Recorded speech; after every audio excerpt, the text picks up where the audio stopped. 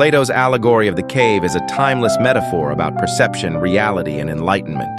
But what if I told you it has an explosive connection to Black political experiences today? In this allegory, prisoners see only shadows, mistaking them for reality. The shadows on the wall mirror distorted narratives about Black communities. These misconceptions are spread through media schools and political systems. The chains represent systemic barriers like voter suppression and economic inequality. For Black individuals, these chains limit full political participation. But then one prisoner is freed and painfully adjusts to the sunlight outside. This mirrors consciousness raising in movements like civil rights and Black Lives Matter. The harsh light represents confronting historical truths and overcoming racism. This journey to light builds new political consciousness and self-awareness. When the freed prisoner returns to the cave, they face resistance. Activists and leaders often struggle to convey new truths to those still in darkness. Representation in politics isn't just about faces, it's about defining reality. True political liberation demands breaking free from imposed narratives. It's about having the power to perceive and define your own reality. Political movements centered on truth-telling often meet fierce opposition. They challenge comfortable but false perceptions deeply held by society. The allegory shows us that change requires more than policy. It needs epistemological freedom. Will you step into the light and join the journey toward true liberation? Ever feel like maybe what you're seeing isn't quite the full picture? That there might be things, unseen forces, sort of shaping how we understand reality? Oh, definitely. It's a powerful idea. And today, we're actually going to explore that. We're taking a deep dive using Plato's Allegory of the Cave. Ah, the classic. Exactly. But we're using it to look at something very contemporary, Black political experiences in America. Okay, interesting angle. So what sources are we drawing on? We've got insights mainly from an analysis called Cave Allegory and Black Political Experience. And we're also considering a pretty provocative statement. The Democratic Party has Blacks in America captive. Right. So the mission today is to see how this ancient philosophy helps us unpack modern political dynamics. That's the plan, to see if it offers a useful lens. Okay, so Plato's Cave. Let's just quickly remind everyone listening, what's the core story? Sure. So imagine prisoners chained in a cave since birth. They're facing a wall. Behind them, there's a fire, and people are carrying objects, casting shadows onto the wall in front of the prisoners.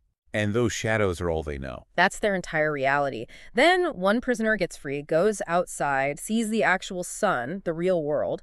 It's overwhelming at first. I'd bet. And then, crucially, this prisoner tries to go back into the cave to tell the others what's really out there. And they don't believe it, right? Yeah. It's too different from the shadows. Exactly. They resist the idea. So the shadows equal a limited, maybe distorted view of reality. Okay, so how does our first source connect these shadows to narratives about Black communities? Well, it argues that these shadows can be seen as the distorted or incomplete stories often told about Black people, through media, sometimes education, political talk. So like stereotypes or misconceptions. Precisely. These things create a kind of manufactured reality. Like, think about persistent, unfounded narratives linking Black communities primarily with crime. That's a powerful shadow. And that shadow has real consequences. Absolutely. It's been used to justify things like discriminatory policing or unequal treatment. It shapes public perception. And critically, it influences policy decisions that affect these communities. Got it. And the allegory mentions chains.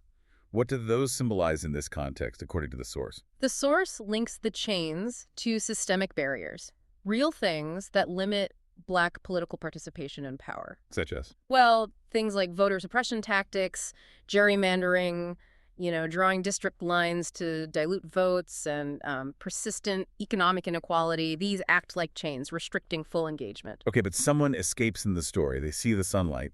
What's the parallel there? That escape, seeing the sunlight, represents moments of, let's say, consciousness raising.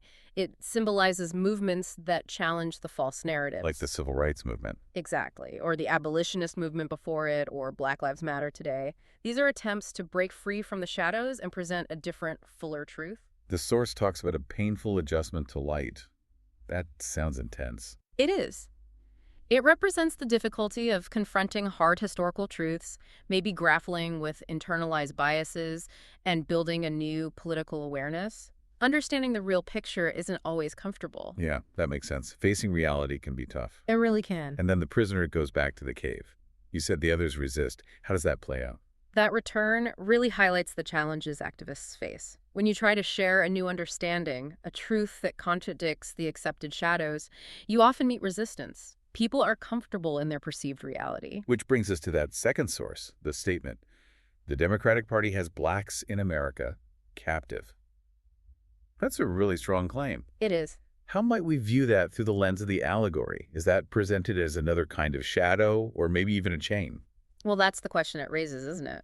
Without endorsing the statement itself, we can use the allegory to ask, could long-standing political alliances, even if chosen, potentially limit perspectives or act as a constraint? So, could it unintentionally narrow the field of vision, keeping people focused on one set of shadows?